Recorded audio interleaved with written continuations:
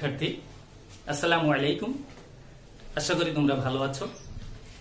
আজ আমি পদার্থবিজ্ঞানের চতুর্থ অধ্যায়ের কাজ, ক্ষমতা, শক্তি নিয়ে আলোচনা করব। কাজ, ক্ষমতা, শক্তির প্রথম যে ক্লাসটা আমি নিয়েছিলাম সেখানে কাজ এবং শক্তি সম্বন্ধে আলোচনা করেছিলাম। আজ আমি তোমাদের ক্ষমতা এবং কর্মদক্ষতা নিয়ে আলোচনা করব। শুরুতে ক্ষমতা। ক্ষমতা কাকে বলে?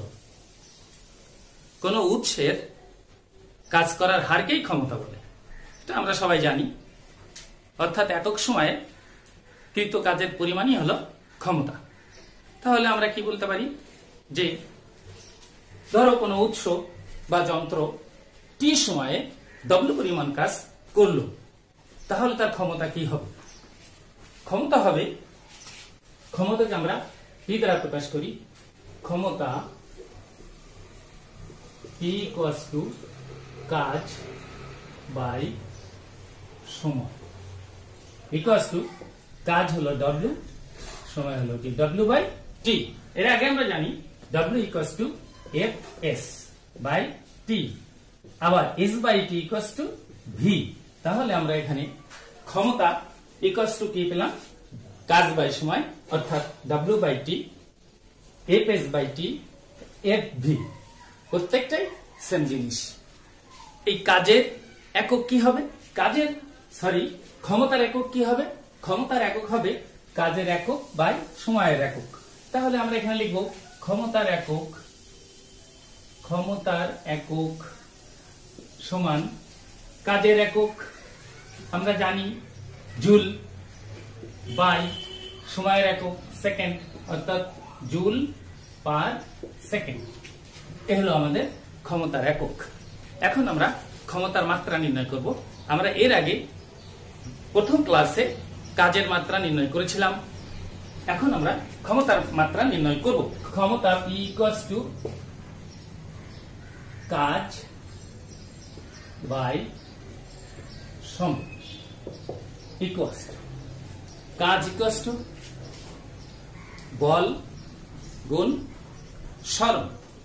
কাজ ইকুয়ালস টু বল গুণ সরণ বাই সময়।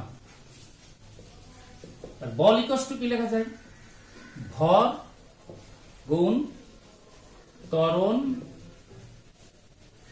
ভর গুণ ত্বরণ গুণ সরণ বাই সময়।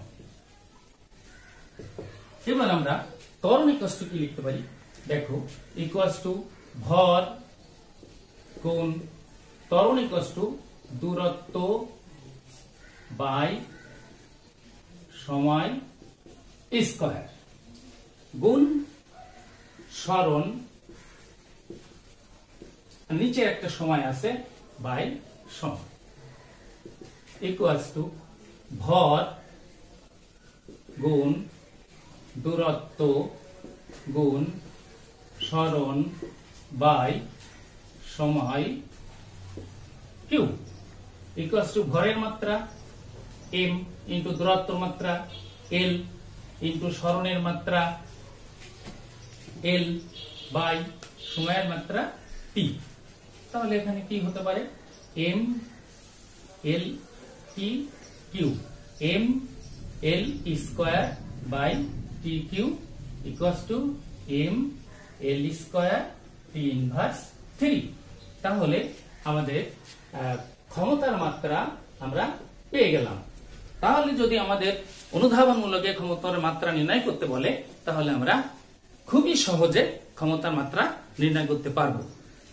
এখন দেখো, এই ক্ষমতা কিসের উপর নির্ভর করে? এটা আমাদের সূত্র থেকে আমরা আসি। আমরা লিখেছিলাম ক্ষমতা P equals to W by T। এখন আমরা যদি সময়টাকে স্থির রাখি তাহলে লিখতে পারবো P প্রপোর্শনাল W, অর্থাৎ কাজ যত বেশি হবে ক্ষমতা তত বেশি হবে, কাজ যত কম হবে ক্ষমতা তত কম হবে। আবার আমরা লিখতে পারি যে যদি আমি কাজকে স্থির রাখি তাহলে হবে P প্রপোর্শনাল 1/T, অর্থাৎ ক্ষমতা সময়ের বর্গের ব্যস্তন বর্গ। তাহলে এখানে কি হবে, সময় যত বেশি হবে কাজ ক্ষমতা তত কম হবে, আর সময় যত কম হবে ক্ষমতা তত বেশি হবে। তাহলে আমরা দেখলাম ক্ষমতা কাজের উপর এবং সময়ের উপর নির্ভরশীল। এখন দেখো আমরা উদাহরণের মাধ্যমে এই ক্ষমতা কার ক্ষমতা বেশি কার ক্ষমতা কম কিভাবে নির্ণয় করা যায়। যদি কোন একটা যন্ত্র 4 ঘন্টায় 2000 জুল কাজ করে এবং অপর একটি যন্ত্র 6 ঘন্টায় 2400 জুল কাজ করে, তাহলে কোন যন্ত্রের ক্ষমতা বেশি কিভাবে নির্ণয় করব, কিভাবে বুঝবো? এখানে কাজকে যদি আমরা সময় দিয়ে ভাগ দিই তাহলে তো ক্ষমতা বেরিয়ে যাবে। দেখো, প্রথম যন্ত্রের ক্ষমতা P1 = 2000/4 বা 500 জুল পার আওয়ার, এবং দ্বিতীয় যন্ত্রের ক্ষমতা P2 = 2400/6 বা 400 জুল পার আওয়ার। এখানে প্রথম যন্ত্রটা কাজ কম করলেও দ্বিতীয় যন্ত্রটি থেকে প্রথম যন্ত্রটির ক্ষমতা বেশি, 500 জুল পার আওয়ার। তাহলে এখানে আমরা দেখছি যে সময় এবং কাজ উভয়ের পরেই ক্ষমতা নির্ভর করে। এখন আমরা আরেকটি ক্ষমতার কথা বলবো, সেটা হলো অশ্ব ক্ষমতা। অশ্ব ক্ষমতা একে শর্টে লেখা হয় HP। অশ্ব ক্ষমতা এটাকে বলা হয় HP।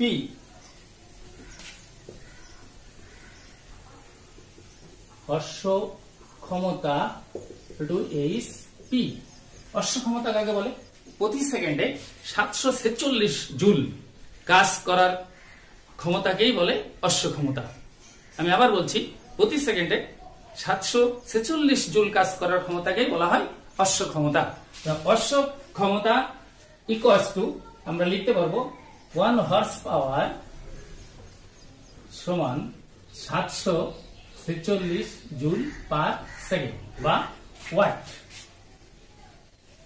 এখন দেখো, আমরা বৈদ্যুতিক ক্ষমতা নির্ণয়ের ক্ষেত্রে ওয়াট ব্যবহার করে থাকি ইউনিট হিসেবে। কেমন? যে 1 ওয়াট সমান 1 জুল পার সেকেন্ড, 1 কিলোওয়াট সমান 1000 ওয়াট, 1 মেগাওয়াট সমান 1000 কিলোওয়াট। একে যদি আমরা ওয়াটে প্রকাশ করি তাহলে কি হবে? 1000 দিয়ে গুণ করতে হবে। তাহলে 1000 গুণ 1000 10⁶ কিলোওয়াট।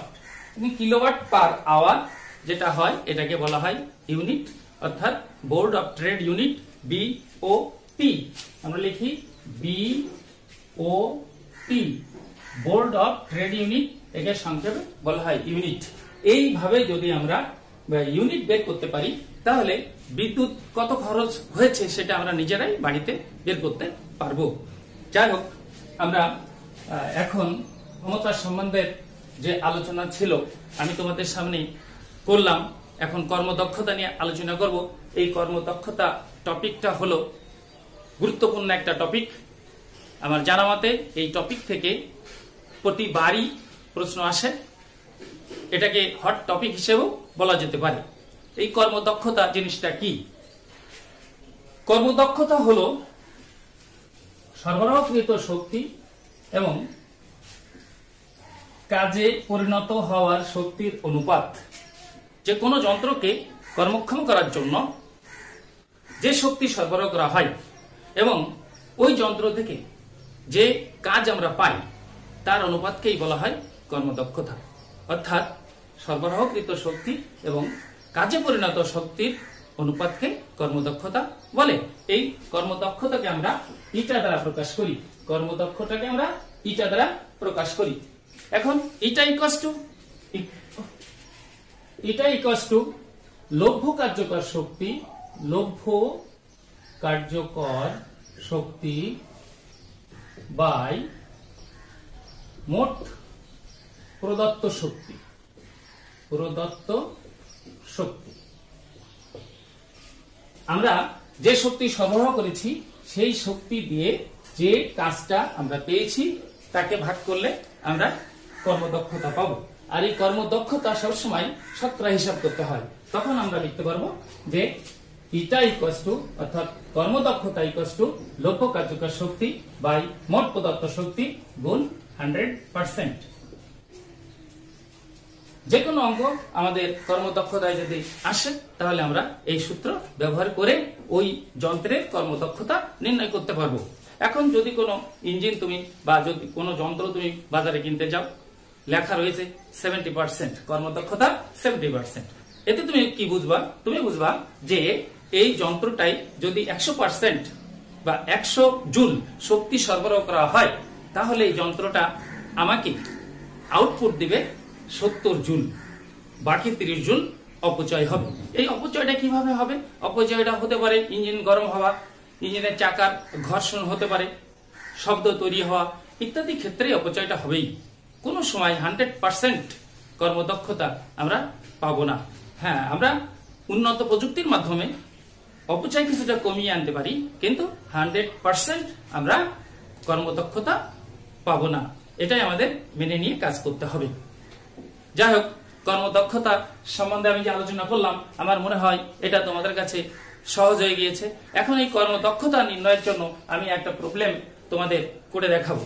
সমস্যাটি হলো, একটি 3 তলা বিল্ডিং এর ছাদে একটি পানির ট্যাঙ্ক রাখা আছে যাতে 1000 লিটার পানি ধরে এবং এটি ভূমি হতে 10 মিটার উঁচুতে অবস্থিত। 0.5 কিলোওয়াট ক্ষমতার একটি পাম্প দ্বারা ট্যাঙ্কটি 10 মিনিটে পূর্ণ করা যায়। পাম্পটির কর্মদক্ষতা নির্ণয় করো। এখানে দেওয়া আছে, খেয়াল করো যে ক্ষমতা P equals to 0.5 kilowatt, 0.5 kilowatt equals to 0.5 into 1000 watt করতে হবে আমাদের, তাহলে 500 ওয়াট। 500 ওয়াট। সময় দেওয়া আছে P equals to 10 মিনিট। সময় P equals to 10 মিনিট সমান 10 into 60 second equals to 600 second. উচ্চতা h দেওয়া আছে, উচ্চতা h equals to 10 মিটার এবং ভর দেওয়া আছে, ভর m equals to 1000 litre. 1000 litre সমান 1000 কেজি। আমাদের বের করতে হবে কর্মদক্ষতা এটা ইকুয়ালস টু কত। এখান থেকে তাহলে আমাদের এখন লভ্য কার্যকর শক্তি এবং প্রদত্ত শক্তি নির্ণয় করতে হবে। এখন প্রদত্ত শক্তি কি হবে? দেখো, পাম্পটির ক্ষমতা ছিল, এই তো কত মিনিট চলেছে? 10 মিনিট। তাহলে সরবরাহকৃত যে শক্তিটা আমাদের কত হবে? যে লিখব যে প্রদত্ত শক্তি ইকুয়ালস টু পি গুণ টি। পি সমান দেওয়া আছে 500 ইন্টু টি হলো 600 ইকুয়ালস টু শক্তি একক জুল। 1 2 3 4 1 5 36 1 2 3 4 1 2 3 4 জুল সমান 3 into 10 to the power 1 2 3 4 5 5 joule. এটা হলো প্রদত্ত শক্তি। আর এখন আমাদের লভ্য কার্যকর শক্তি নির্ণয় করতে হবে। আউটপুটটা কি? আউটপুটটা হলো, যেহেতু উচ্চতা আছে mgh, আমরা লিখব যে লভ্য কার্যকর শক্তি ইকুয়ালস টু লভ্য কার্যকর শক্তি ইকুয়ালস টু mgh। m এর মানটা আমাদের এখানে কত আছে? 1000 ইন্টু g 9.8, আমরা জানি উচ্চতা h হচ্ছে 10 মিটার, 10 ইকুয়ালস টু 9.8 ইন্টু 1 2 3 4 1 2 3 4 এত জুল। এখন আমরা কর্মদক্ষতা নির্ণয় করব, যে অতএব কর্মদক্ষতা ইটা ইকুয়ালস টু, আমরা এবার মুছে ফেলতে পারি, কর্মদক্ষতা ইটা ইকুয়ালস টু লভ্য কার্যকর শক্তি, লভ্য কার্যকর শক্তি বাই মোট প্রদত্ত শক্তি, মোট প্রদত্ত শক্তি ইকুয়ালস টু, লভ্য কার্যকর শক্তি পেয়েছি 9.8 ইন্টু এত জুল বাই মোট প্রদত্ত শক্তি পেয়েছিলাম 3 ইন্টু 10 টু দি পাওয়ার 5। এটাও জুল, এটাও জুল, জুলে জুলে কেটে গেল। এখানে আমাদের এখন যেহেতু শতকরা হিসাবটা 100% দিতে হবে, গুণ 100% ইকুয়ালস টু যে ফলাফলটা আমরা পাবো সেটাই হবে এই পানটি কর্মদক্ষতা। তাহলে কর্মদক্ষতার সম্বন্ধে আমাদের যত প্রকারের অঙ্ক আসুক না কেন আমরা অবশ্যই করতে সক্ষম হব। এবার এই অধ্যায়ের আলোচনার দ্বিতীয় লেকচারে যে আলোচনাটা আজ আমি করলাম এটাই শেষ হওয়ার কথা ছিল, কিন্তু প্রথম পর্বে যে আলোচনা আমি করেছিলাম এবং আজকের আলোচনা মিলিয়ে একটা আলোচনা তোমাদের বইয়ে দেখবে আছে স্প্রিং নিয়ে, সেটা মিস হয়ে গেছে। সেই আলোচনাটা তোমাদের সামনে করব এবং তোমরা মনোযোগ সহকারে এই আলোচনাটা দেখবে। এখানে একটি স্প্রিং এস, এর এক প্রান্ত একটা দৃঢ় অবলম্বনের সাথে আটকানো আছে এবং অপর প্রান্ত বা অপর প্রান্তে একটি বস্তু আটকানো আছে যার ভর mkg। খেয়াল করো, এই স্প্রিংটা এখানে রিল্যাক্স ভাবে আছে, স্বাভাবিক অবস্থায় আছে। এখন এই স্প্রিংটাকে যদি সংকুচিত বা প্রসারিত করতে চাই তাহলে এই স্প্রিং এর উপরে বাহ্যিক বল প্রয়োগ করতে হবে। আর বাহ্যিক বল যখনই প্রয়োগ করব তখন এই স্প্রিংটা জড়তার কারণে বা স্প্রিংটা নিজের অবস্থানে থাকার জন্য বল প্রয়োগ করবে। এখন যদি এই বস্তুর উপরে বাহ্যিক বল প্রয়োগ করে আমরা ওই বস্তুটিকে x দূরত্ব সরিয়ে নিই, অর্থাৎ স্প্রিংটা x পরিমাণ দূরত্ব প্রসারিত হলো। এই প্রসারিত হওয়ার কারণে এই বাহ্যিক বল যে F প্রয়োগ করেছিলাম বিপরীতে স্প্রিং সমপরিমাণ বল প্রয়োগ করবে, কারণ এটা নিউটনের তৃতীয় সূত্র অনুযায়ী কাজ করে। আমরা যখন হাঁটি তখন আমাদের হাঁটার বিপরীতে ভূমি আমাদের উপর আমার সমপরিমাণ বল প্রয়োগ করে, এজন্য আমরা হাঁটতে পারি। আর এই বিপরীতমুখী বল তার নামকে বলা হয় প্রত্যায়নী বল। আর এই প্রত্যায়নী বল যে দূরত্বটা সংকুচিত অথবা প্রসারিত হবে তার সমানুপাতিক এবং এটা অবশ্যই ঋণাত্মক। তাহলে আমরা এখানে লিখতে পারি যে F প্রপোর্শনাল মাইনাস x, কারণ এই x দূরত্ব প্রসারিত হয়েছে, x দূরত্ব প্রসারিত হয়েছে এটা। এখন আমরা লিখতে পারি যে or F equals to kx minus, এখানে এই k টা হচ্ছে ধ্রুবক, এটা হচ্ছে স্প্রিং এর ধ্রুবক। এই ধ্রুবক যত বেশি হবে স্প্রিংটা তত শক্ত হবে। তোমরা বাস ট্রাকের যে স্প্রিং দেখেছো খুবই শক্ত, এর এই ধ্রুবকের মান অনেক অনেক বেশি এবং যেগুলোর ধ্রুবকের মান কম সেগুলো খুবই রিল্যাক্সেবল। এখন দেখো আমরা F equals to minus kx পেলাম, কারণ এটা হচ্ছে প্রত্যায়নী বল, দ্যাট মিন্স বিপরীতমুখী বল, এই কারণে মাইনাসটা হয়েছে। এখন যদি আমি এই স্প্রিংটাকে প্রসারিত করতে যাই তাহলে সমমানের বাহ্যিক একটা বল প্রয়োগ করতে হবে। এবং এই বলটা যদি এফ হয় তাহলে আমরা লিখতে পারবো কি যে F S equals two minus F F S, অর্থাৎ এটা হচ্ছে স্প্রিং এর বল, প্রত্যায়নী বল, এটা হচ্ছে বাহ্যিক বল এবং এটা বিপরীতমুখী বিধায় ঋণাত্মক। ইকুয়ালস টু আমরা এখানে এফ এর মানটা বসিয়ে দিব। এফ এর মানটা হলো minus K x, minus K x equals to K X. তাহলে আমরা এখানে পেলাম F S equals to K x. এখন এই ধ্রুবকটা যেটা বলছি যে স্প্রিং এর ধ্রুবক, এই স্প্রিং এর ধ্রুবক কাকে বলে? স্প্রিং এর একক দৈর্ঘ্য, স্প্রিং এর একক দৈর্ঘ্য বৃদ্ধির জন্য প্রযুক্ত বলকেই স্প্রিং এর ধ্রুবক বলা হয়, বল ধ্রুবক। এখানে স্প্রিং এর বল ধ্রুবক কথাটি ব্যবহার করতে হবে।